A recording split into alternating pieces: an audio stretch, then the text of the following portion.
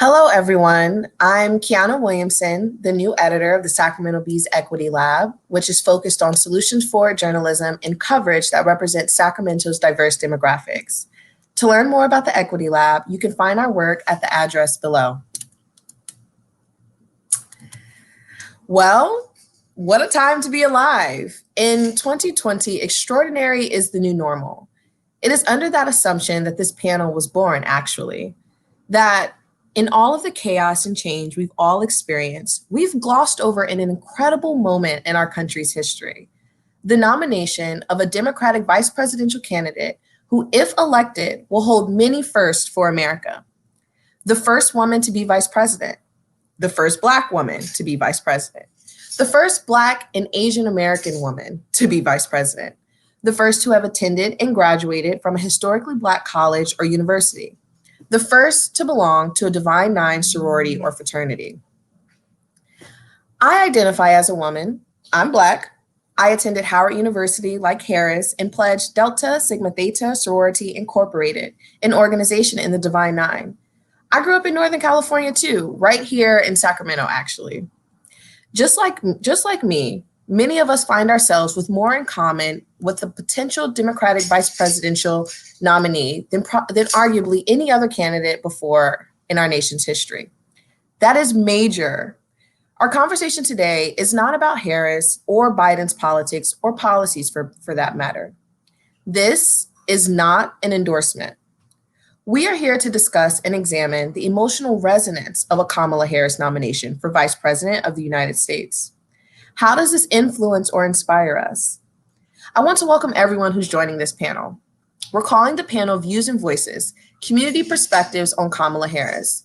And this is going to hopefully take us all inside of our emotional and social response to Senator Harris's run for Vice President of the United States.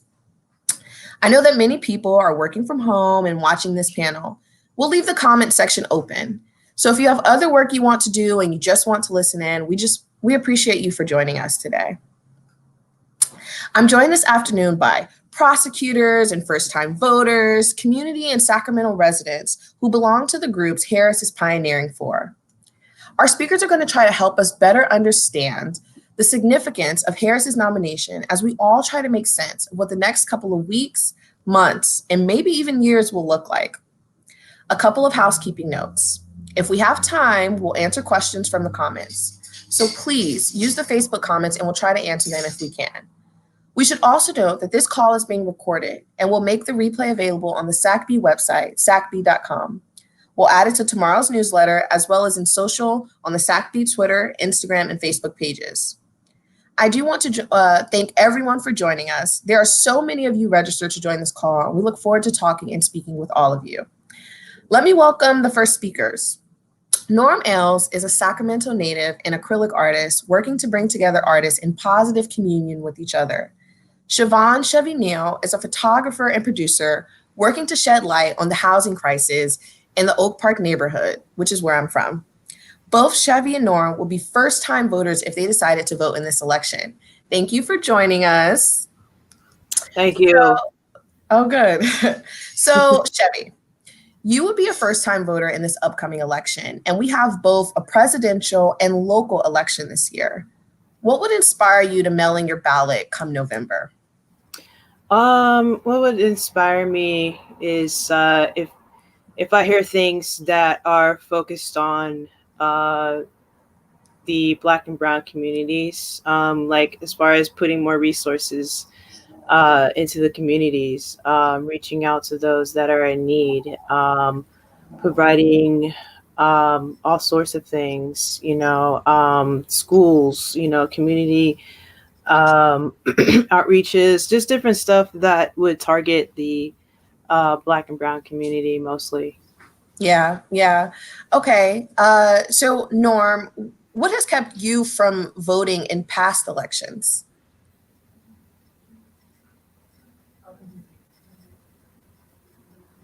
Norm, I think you're muted. There I am. Can you hear me now? Yeah, great. Thanks. Awesome. What keeps me from voting is that leadership, that leader that is for everyone from every stature of level. I have not seen that yet. I've not Yeah. felt that yet. And Kamala Harris, and everything too. I'm hearing, and I'm seeing too just as much. So it has me interested in this upcoming election too. But also, we see a lot that goes on, on television, on the streets, everywhere, and Yeah. there's a big change that needs to happen, and it is happening. Yeah. And for me, it's a conscience awakening on a higher spectrum, and I see that happening. So I'm talking to other people and on their views and votes, um, and even the older, generation, to hear them. I'm hearing them speak too about why they vote and why it's necessary to vote, but also starting on the city level of voting. So it opened my eyes and my brain to it. I haven't voted at all, and I have Yeah. never. When you say the city level of voting, you mean the importance of local elections. You're starting to understand what that means. What have you understood about that? Well, for me, I just started that conversation and started hearing one of my elders speak about how it's important to know who's in your city council, know who, is getting voted to, for the cops as well, and also just around your city, what's going on. I didn't know that. Politics for me always just pushed me away because I never understood, but it was also like a con man game. So if I better understood it and I have my say, I can put that into perspective for myself and what we need to see at a city level, and then see them grow within that district to get them to a higher space to where they can be in that council and make changes even more, and seeing more minorities in the council and in our city levels, people that come from where we are, and leveled ourselves up to that state of being to where we can play ball in the big games, you Yeah. know and Yeah. understand where the struggle comes from, and it comes from our community and our streets. Yeah. We know they don't know, like they're up in that level of where they sit high. They don't really come down to where we play, and understand where it's at. They only hear it, and obviously we live it and we see it and we see everything around us. So that's what we get. Yeah. We're here now for a reason. So Yeah. yeah. Chevy, to piggyback on what Norm is saying, I want to come back to you with, we experience it, we live it. Can you give us some examples of what would energize your vote this November that you want to see in your community? I've had a couple of experiences since I've been a part of this documentary with my friend Eliza Deed, Speak Out of Park. We've experienced some harassment from police, from just other people that that are not POC, and so it inspired me to want to do something, because of experiencing things like that, and experiencing being out with these protests and documenting those things, and just seeing um, a lot of misconduct, a lot of police brutality, a lot of things that you see and you feel the energy of, like, the negative, the racism, the all of that, from that. And this made me think, like, hey, okay, I feel like I really need to put my perspective in it, my point in view in it, because the more voices that we get, the more change that could happen. The more things can really take place. And so, if we don't speak up, then things won't happen. And that's the whole point of even with this documentary that I'm helping out with. The whole point of that is just getting the voices out there from the community, so that way people can hear and know that these are real issues. There's a lot of real things happening. There's gentrification happening. There's redlining happening. There's, racism happening. There's slander happening. There's all kinds of different things going on, not just within Oak Park, but all over throughout Sacramento, throughout, everywhere. And so I can say that, from past years, I haven't really put anything towards into politics, like what Norm was talking about, and but now educating myself with it, and now knowing like what's beneficial, what hasn't been beneficial to the communities, specifically to the Black and Brown communities. Yeah. So I have a question for both Norm and Chevy. You two are both artists, and one can argue that your art is your contribution to society, your civic engagement, your civic duty and participation. Has this election inspired you to want to engage through voting? Yes, it definitely has. I'm still on the fence with it though. Yeah, and just to be clear, because we have a local election, and then we have this presidential election that one can argue is big, right? So I hear you both speaking about the local election, but I'm curious if your interest lies in the presidential election as well. Well, yeah, it does for me, because I don't feel Trump is a good leader. For me personally, as a how someone holds himself as a leader, is supposed to hold themselves for everyone. He doesn't, for me, do that. So I want to see a better leader than that. And also, having a woman by your side, that's solid. We all need that. We all need that. Say it louder. Say it louder for the people. We all need that. We need that. A woman by our side is solid, and they have different equipment than us males that we don't have, that they have, that empowers us just as much as we empower them.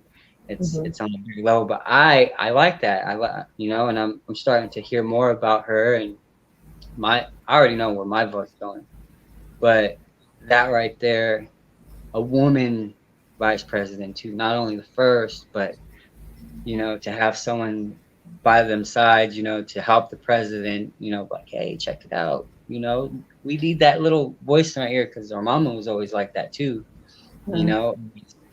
giving us good advice, if not bad or good. But that's how I see the bigger election.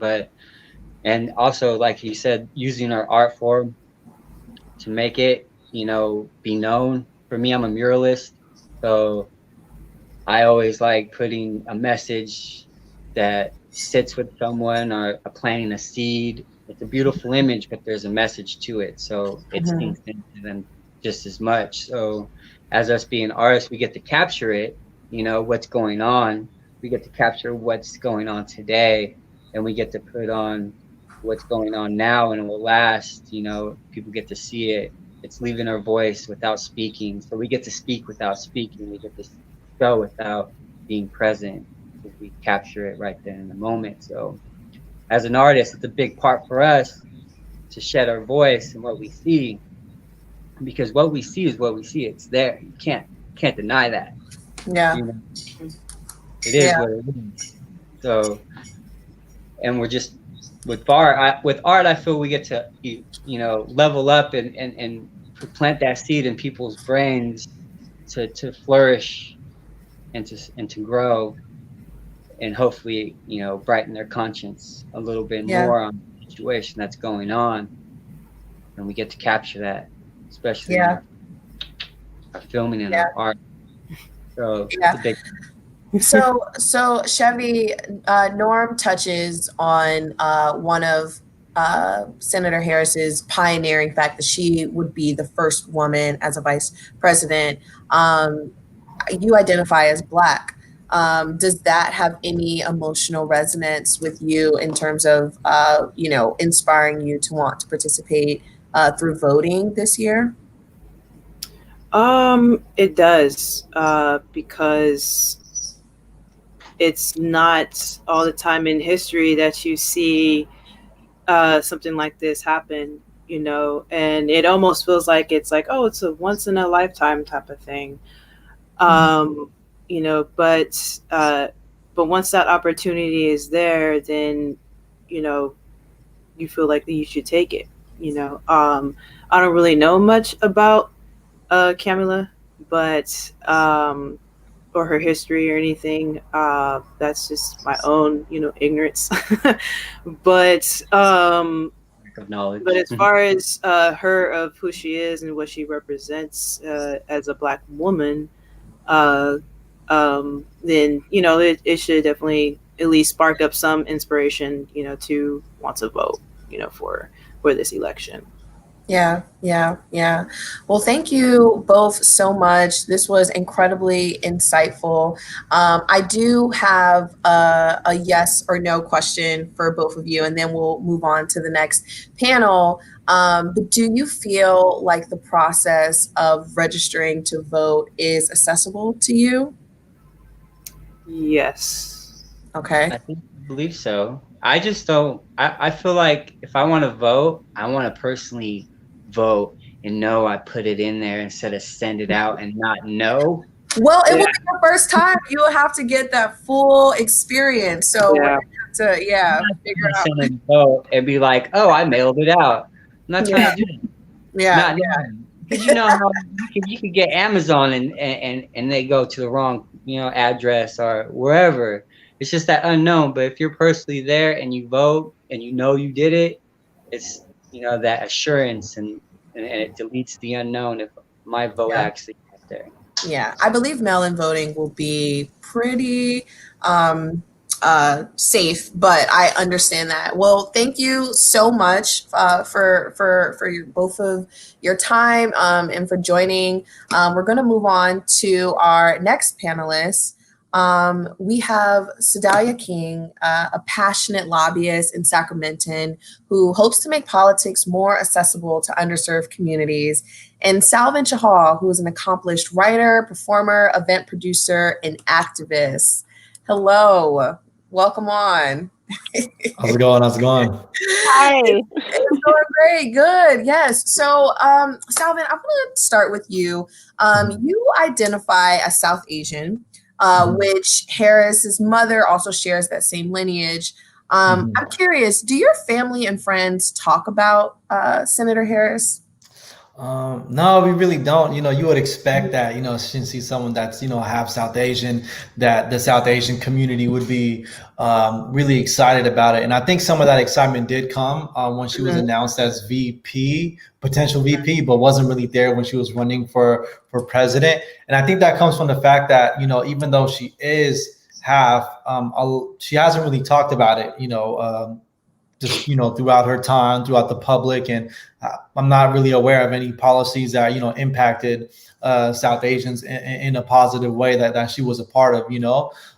And South Asians are the second largest group crossing the Mexican border into California, which a lot of people don't know. And so there's a lot of struggles within the South Asian community, even though we might seem like a singular collective unit. And I would hope more people do get excited about her because of her lineage, and the fact that she's celebrating more of it now. It is very exciting, and I feel like a lot more people are being in tune to her and what she's about. Yeah. So just out of curiosity, what do you feel like your community would respond to from Senator Harris if she were to come to your family at dinner and say, what is it that we need, right? What will your response be? What would the response be?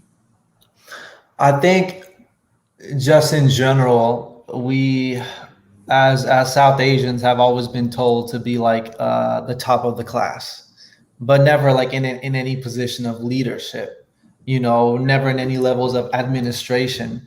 So I think with her, I think it'd be amazing to basically see any efforts to build a bridge, to create a pathway, and to make sure that we aren't just represented on a surface level, that our standard of living is being increased. Like, for example, there was one thing that, you know, she was against in the past, which was about, you know, Sikh Punjabi individuals working in corrections, and not being able to actually work in corrections because they can't fit like in a gas mask, right? But for individuals who want to work in different fields but are unable to do so because of the way they look or their religious background, I would hope for her to basically have more progressive actions to make sure that we are included in spaces that, you know, we're usually not. Okay. Okay. That's good. So inclusion. Okay. I'm going to jump gears a bit with Sedalia. I know you are a finer woman of Zeta Phi Beta Sorority Incorporated. And Harris is a proud Alpha Kappa Alpha soror. I am a Delta girl myself. And these are all members of what we call the Divine Nine.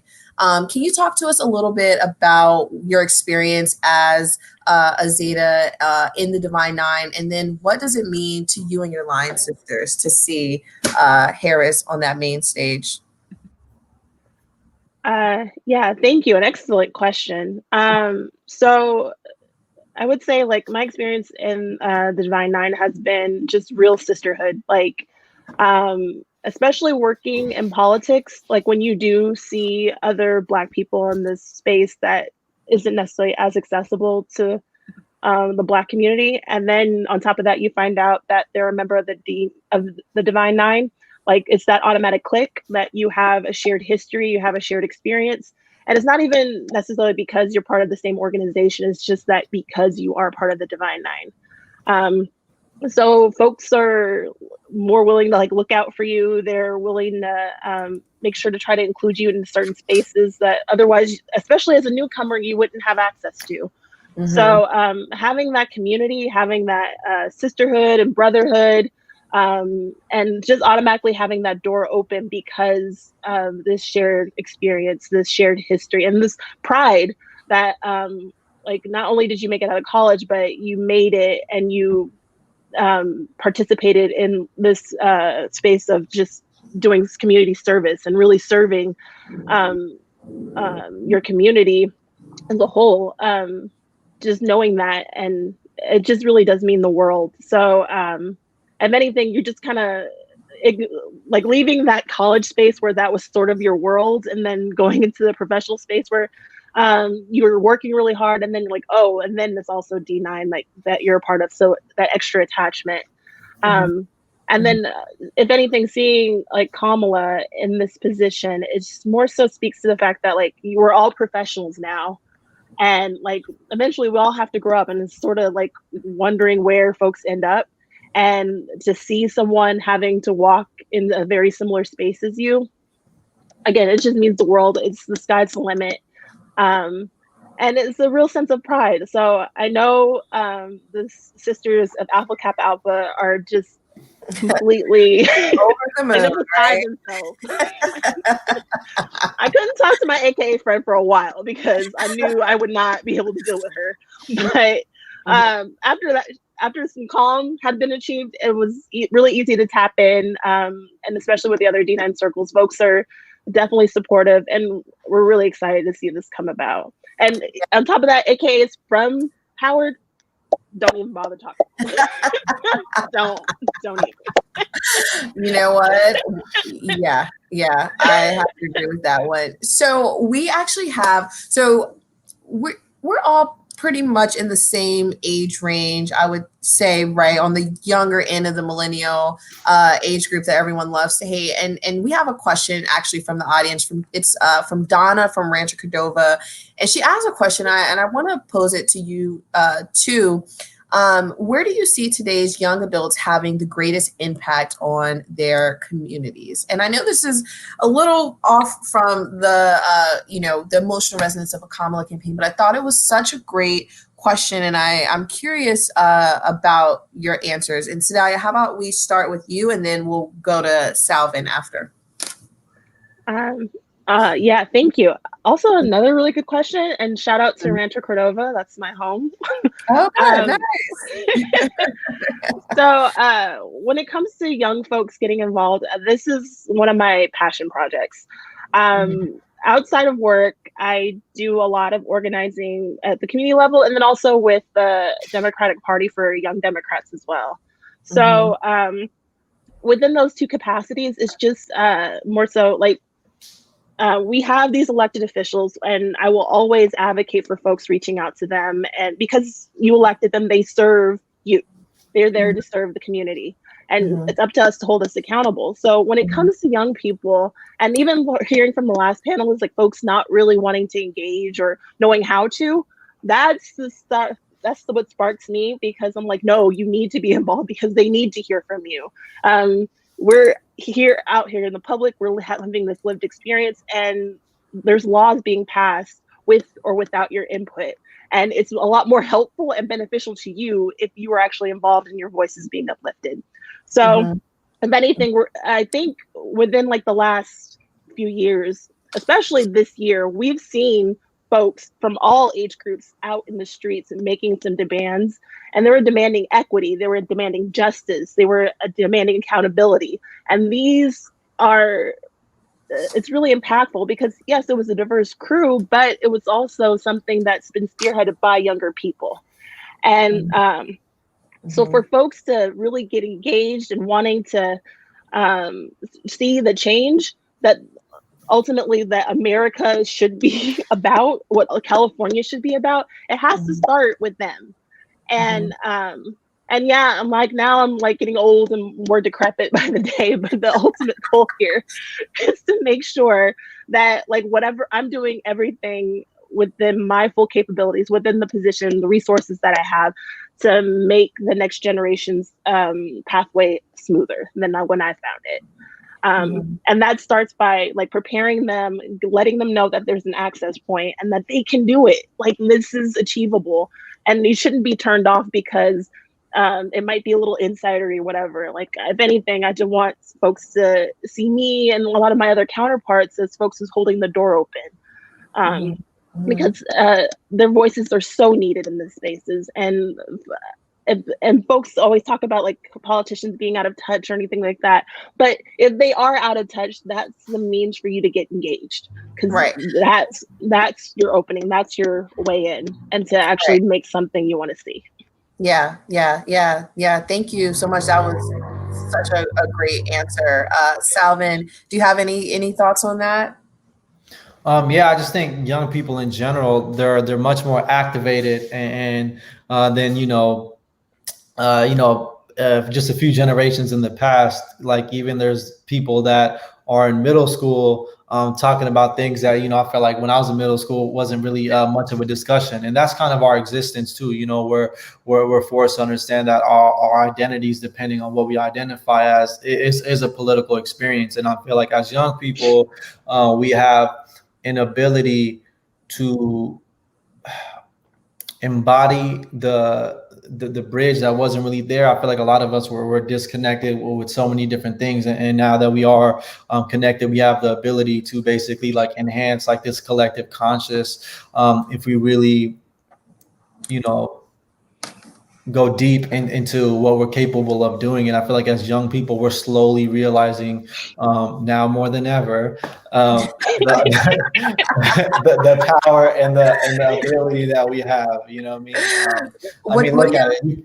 Well, I was going to say, you said now more than ever. Like, what's the spark? What's igniting? The participation, the fire, the interest. I'm curious, this, just for say a panel like this, right? We have, us sort of leading this charge and having this conversation. So what has changed, this time around that makes the elections feel so urgent for you?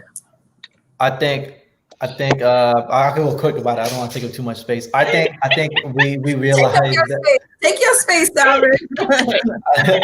I think we realize that a lot of individuals have been living in a lot of comfort you know,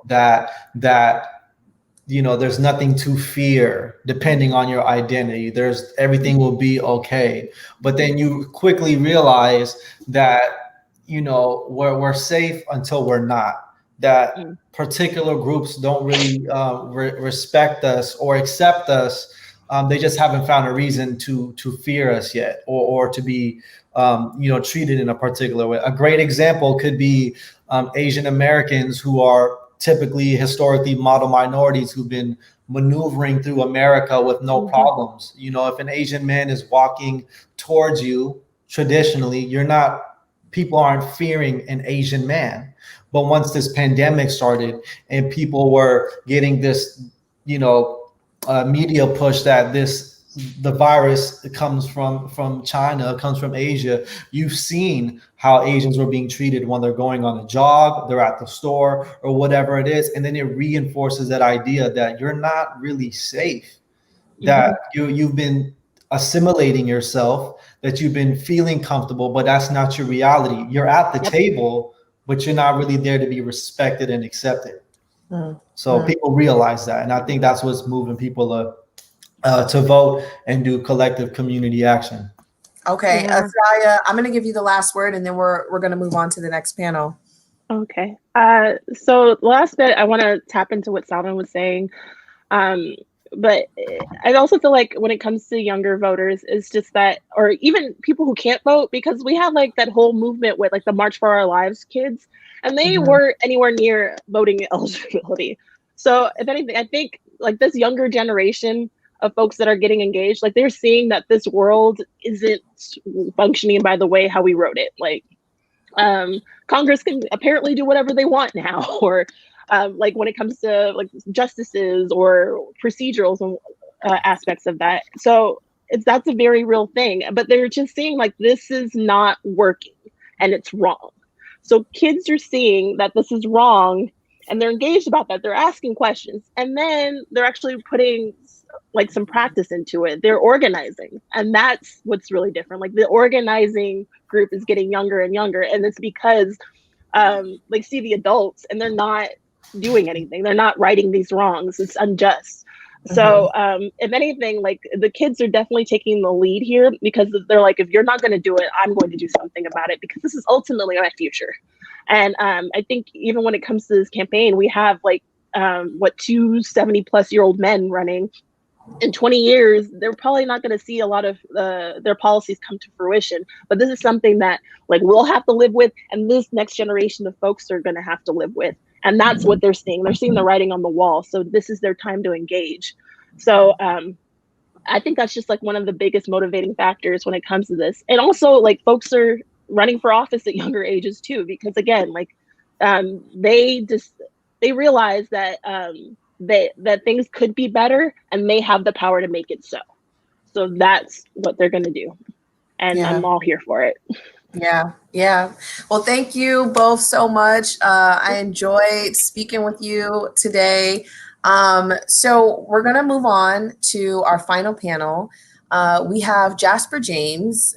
They are an artist and digital strategist, co-founder of Activism Articulated, and author of the Black Bill of Rights.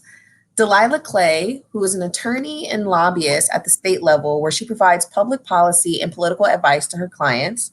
And lastly, we have Adrienne Carpenter McKinney, who sits on the board of directors for ACE, a nonprofit focused on enhancing the lives of at-risk African-American male youths. Hello, welcome to the panel. How are you doing?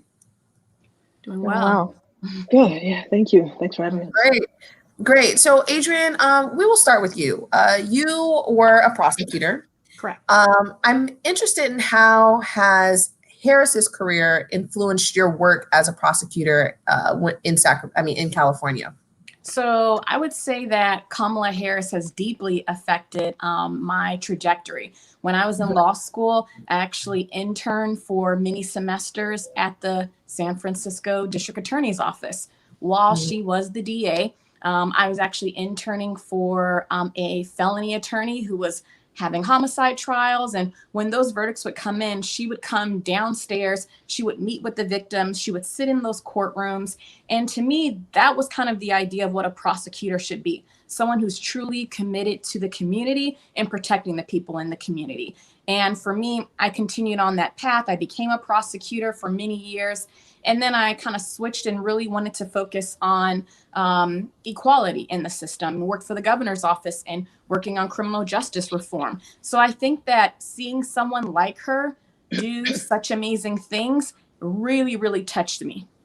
Yeah, yeah. Do you mind if I ask you a quick follow-up question? And I just want to do this for the audience. Can you give a very brief, like one sentence of what the district attorney is supposed to do for a city? So what a district attorney is supposed to do is they review all of the criminal cases that when a police department or a sheriff's department files charges, the DA looks at them, they evaluate them, they see if these are charges that should go forward to a possible, criminal trial.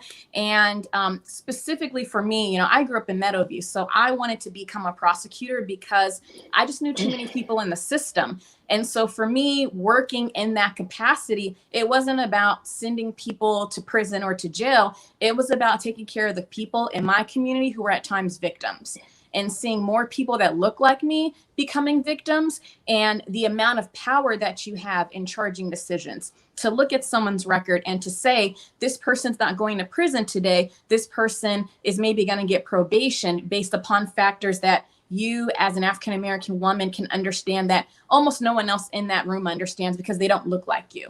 And so for me, equality is what a prosecutor's office is about. It's about justice. It's about looking at what's right and what's fair and charging based upon those decisions, which unfortunately doesn't always happen in every office, but that's what it should look like. And I saw that so many times when I worked in San Francisco DA's office.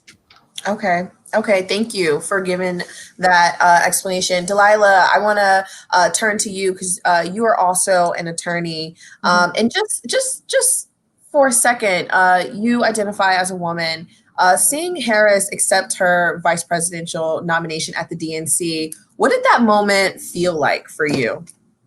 So I'm somebody who's always been politically active, involved in politics, and had talked a lot about the possibility of Biden nominating a Black woman for vice president. But when she was actually announced, I was surprised at how emotional I got. It was really a beautiful moment to see her out there standing and shining, and particularly because she's from California. We've watched her political trajectory here, I think, a lot closer than other people have gotten to witness. I know when she ran for state attorney general, I was very impressed by her record in San Francisco as the district attorney. Then in addition to that, she ran for that office as a single woman. And I think, particularly as a Black woman, I was preparing to go to law school at that time. It was just incredibly inspiring to see her stand up in her own truth and be ambitious with or without a man by her side. And so it just definitely, really spoke to me. So seeing her be nominated for vice president was just a continuation of kind of her leadership in that way. Yeah. Thank you. Jasper, I'm turning to you. I actually want to bring this full circle to the same question that I asked Chevy and Norm, who, as we can all remember, were our first time potential voters. We have both a presidential and local election this year. So what will inspire you to mail in your ballot this November? And just to add to that, how are you finding balance between potentially being enthusiastic about a representative leader, but then also balancing that with genuine concern for your interest in and seeing if she, or if the current electorates will have the same mindset as you towards those interests? Yeah, sure. So the first thing is I'm probably going to get my vote mailed to me, and I'll probably drop it off. So I think we as a nation haven't really taken COVID very seriously, or as seriously as I think that we should be. So I'm looking to definitely take that into consideration. Definitely looking to vote as early as possible. I know that our ballots, I believe, are coming out this week. Yeah. So to answer the other part of your question, so the thing is for me is that being involved with communications, being involved with politics, I've come to understand that no matter if you are in politics, you got there because you had to do things sometimes that you don't necessarily want to do. And that's not necessarily giving anyone a pass, but you know, when I heard that Kamala was going to be VP pick, it was bittersweet for me. It was bittersweet because I understand from a Black woman that this is a huge achievement. And, you know, as Delilah said, I mean, I was very emotional. I mean, it was something I couldn't believe. It was long overdue. But, you know, when that moment sunk in, I was like, wow, this is crazy. That's really amazing. But then there's also the flip side of this where I understand that she's been in positions where she could have used her voice a lot more when it came to police reform, in my opinion. And I think that that's part of what this process is voting is just one piece of this pie. And if I want, you know, if I were to talk to any youth right now, I'd be like, look, voting is just the first step to how you have to engage into your local and national politics. You're there to keep the pressure on your local and national leaders, because if you don't, they're not going to have the incentive to do the right thing. I think we have enough evidence to see that is true. So that's the biggest issue for me, is to get out that information that you can't just vote. You have to be engaged 100% in a lot of different ways. So yeah. So I wanna ask all three of you this question, because what I've heard from our earlier panelists who were also you know, some of these young people that you mentioned, Jasper, is that they feel like now is the time because the system is not working. And so you know, what you're saying though is sort of direct opposite of that. Is like, no, we actually need to lean into our system a lot more if we want it to work for us in the way that you are describing. So I'm curious as to what you all think about the current political system, and if we should be advocating for a new way of doing things, or if you believe that we just need better participation and engagement from our young people who are watching this panel. yeah, absolutely. Go ahead, please. Oh, I didn't know exactly who that was for. Okay, yeah, great. Yeah. I personally think we need both. We need people to engage more in the process. I wholeheartedly agree with Jasper that we have to hold our elected members, you know, feet to the fire. I don't agree with everything that Kamala Harris has done. There have been some issues where I wanted her to lean in more and to be more vocal, particularly on criminal justice reform. But nobody is perfect. And so the question is, I think, you know, how do we engage them and make sure that they're listening to us? And then as well, you know, when we're looking at our political structures and things like that, how can we do things differently than we've done before to create more equity, to create more inclusion, to bring more people to the table? And I think you've got to be doing both at the same time. Jasper? Yeah, absolutely. I think that the hard part about all of this is when you're dealing with the political process, it's boring, right? It's not sexy. And I think that's the biggest issue with trying to really get the youth engaged, is because we have to meet them where they are. And I don't really feel like we've been doing that across the board. I mean, how many mailers do you get? You know, these kids aren't going to be reading any mailers. They're not going to read the voter booklet. You know, these things are just, they're not sexy. So we have to be able to find a way where we can engage them in the process and educate them, like really educate what happens at your local level. Who's in charge? Who's the person who signs off on things like the Police Bill of Rights? Should that be happening at all? What happens when, you know, qualified immunity, something that even shouldn't be in existence, happens to be invoked when an innocent Black person is killed within our communities?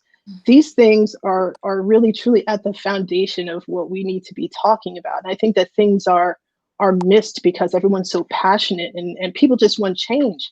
And I agree. I think, you know, the change is necessary. And I think it really does start with reparations. That's why I was really glad that Governor Newsom, went through and signed those bills for, the 16, because this is what we need to be talking about. This is the type of equality and equity that we need within this country. We need to make amends for how our forefathers put this whole system together and always kept us underneath their foot or under their knee. I think this needs to change. And so I think that the conversation should be moving towards how do we really put reparations into the conversation, and also, getting the young people to understand that this is their time to understand how these processes work, because we need them and to make them work. Yeah. Adrian, did you have something to add? I think those were both great answers. Thank you. I definitely do. I'm someone that has specifically worked in the law enforcement field as an attorney for like the past 10 years. And so, when we talk about a lot of these hot subjects that are happening right now, it's amazing to me to understand how much people don't know about the system, how much people don't understand about what happens in a DA's office or what happens in a police department when an officer involved shooting occurs.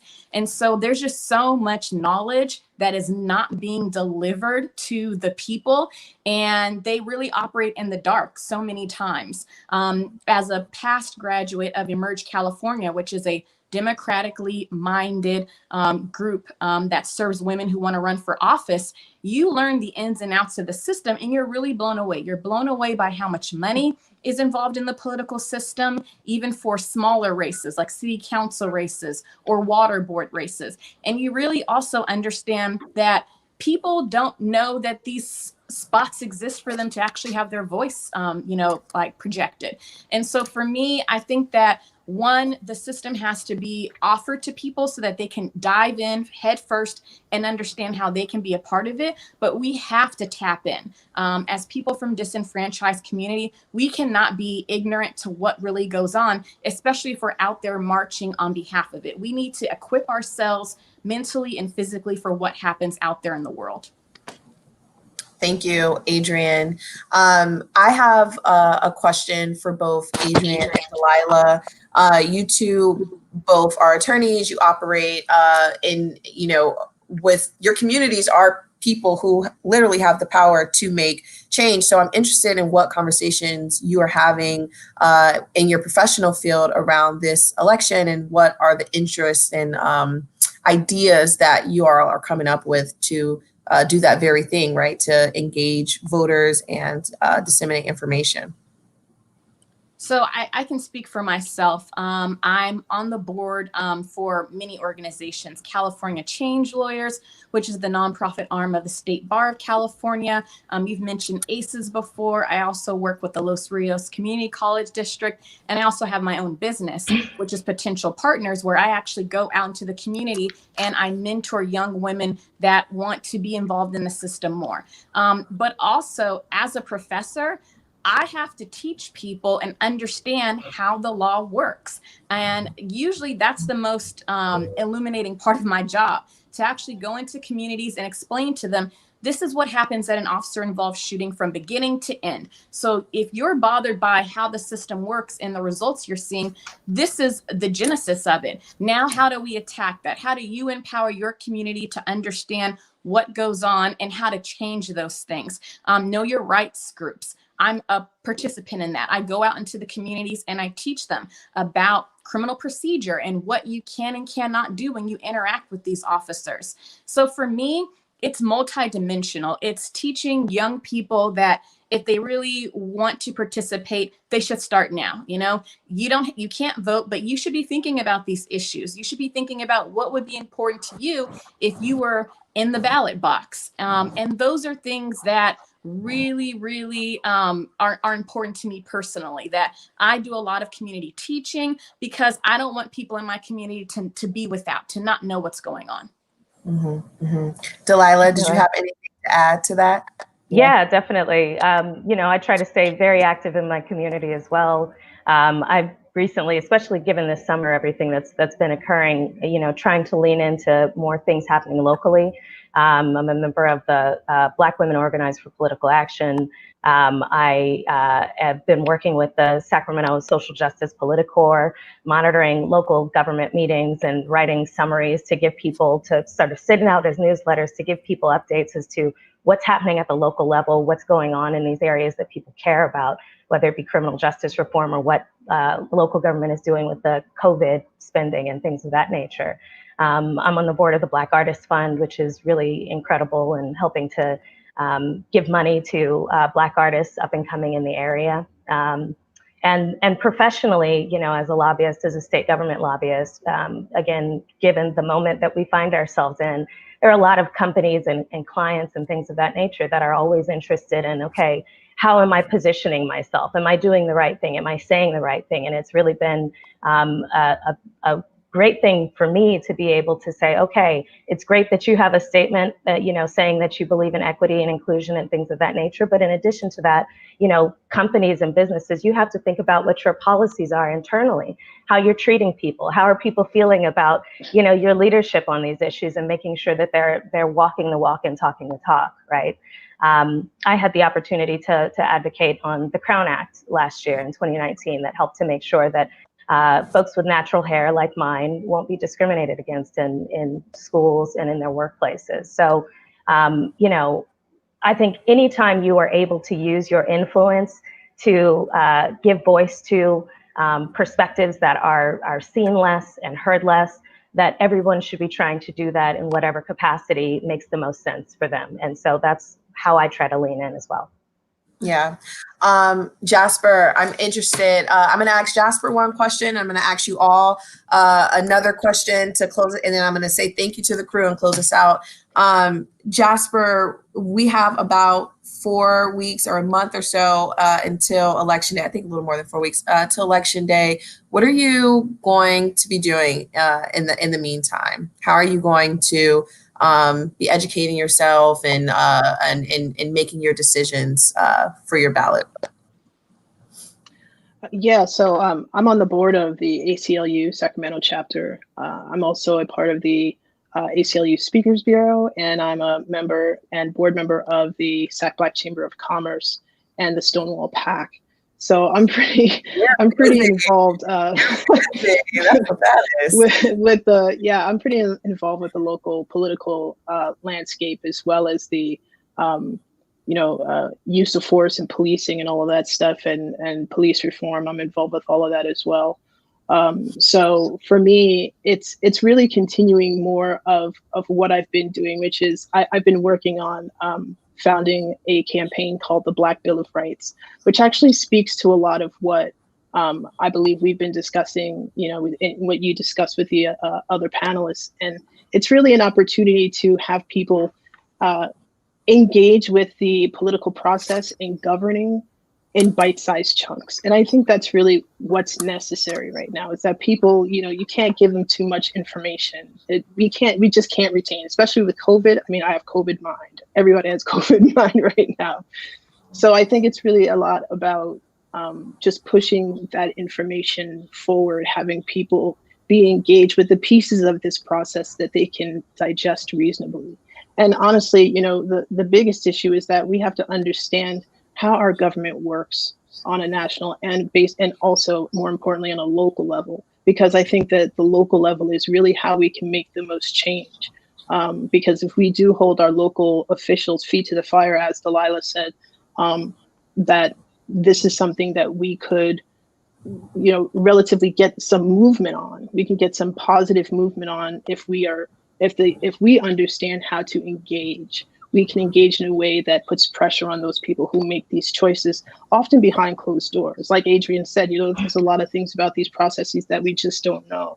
And, you know, that's the part of this that we need to really engage with. We need to shed a light on all of those things that we don't know, so that we can see the changes that we want to happen in our nationally and also in our communities. Thank you. Thank you. Okay. All right. Gonna ask a question. Everyone give me 3 adjectives. What would a Biden-Harris victory mean to you personally? And we'll start with Adrienne. So I would first start off with saying empowering. I'm hoping that it's going to be engaging. Like, I hope that this isn't something that happens in the White House and stays in the White House, that they allow some of this power to transfer to the people that put them in office. Like powerful. I've spoken about this, like, since Shirley Chisholm in 1972, we have not seen as much of a push behind a dynamic Black woman. It's been about time. I think she could have been president because she's on fire. And so that's how I feel about this duo. I'll jump in. I'm also looking forward to it being empowering and encouraging. I think not just for, the various identity boxes that they check, but really for all people right now who feel like their voices aren't being heard and are concerned that the democratic process doesn't work anymore. I hope that people feel empowered by a potential victory of Biden and Harris. I'm also looking forward to some thoughtful, engaging leadership on a number of different issues that tries to think about different communities and make sure that they're included and involved in the various conversations that are really, really kind of happening right now. And I'm looking forward to hopefully the protection of democratic norms and civil rights. Yeah, exactly. Yeah, I would definitely piggyback on that as well. I would like to go to some type of normalcy. I would like to see that. But, in the same regards, I don't want the normalcy that makes us complacent.